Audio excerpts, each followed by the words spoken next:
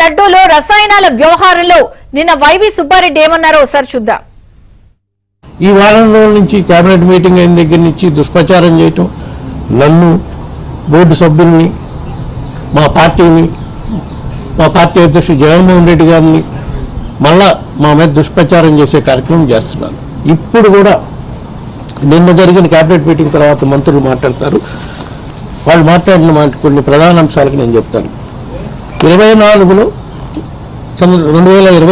చంద్రబాబు నాయుడు గారు ఆ విధంగా మాట్లాడటానికి కారణం ఎన్డీడీబీ కాల్ఫ్ రిపోర్ట్ ఇచ్చింది. ఆ రిపోర్ట్లో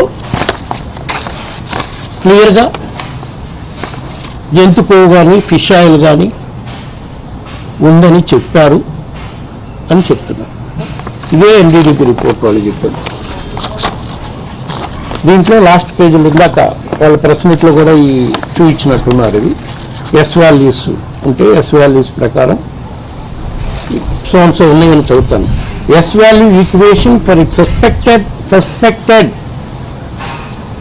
అల్లట్రెంట్స్ యాజ్ పర్ ISO 17678 ఏమని soybean oil, sunflower oil, cotton seed oil, fish oil, coconut oil, coconut and palm kernel fat, palm oil and beef tallow lard suspected as per ISO standard. Suspected అంటే ఉన్నాయా లేదా అనుమానాలు ఉన్నాయి, ఉండే అవకాశాలు ఉన్నాయి అని మాత్రం చెప్పారు. మరి ఇప్పుడు వాళ్ళు ఏం మాట్లాడుతున్నారు? ఎన్డీడీబీ కాల్ఫ్ రిపోర్ట్ బేస్ చేసుకొని జంతు కొవ్వు ఉందని రిపోర్ట్లో ఉంది కాబట్టి ఆ రోజు చంద్రబాబు నాయుడు గారు మాట్లాడారు అనేది కరెక్ట్ కాదు. ఎన్డీడీబీ రిపోర్ట్లో ఉంది, ఇది మెన్షన్ చేశారు, కానీ పైన రాశారు క్లియర్గా సస్పెక్టెడ్ ఉన్నప్పుడు నీకు కన్ఫర్మ్ కాకుండా ఇంతమంది భక్తుల మనోభావాలు దెబ్బతినే విధంగా ఏ విధంగా మీడియా ముందుకు వచ్చి పార్టీ సమావేశంలో మాట్లాడతారండి? నేను అదిగా క్లారిఫై చేస్తున్నాను.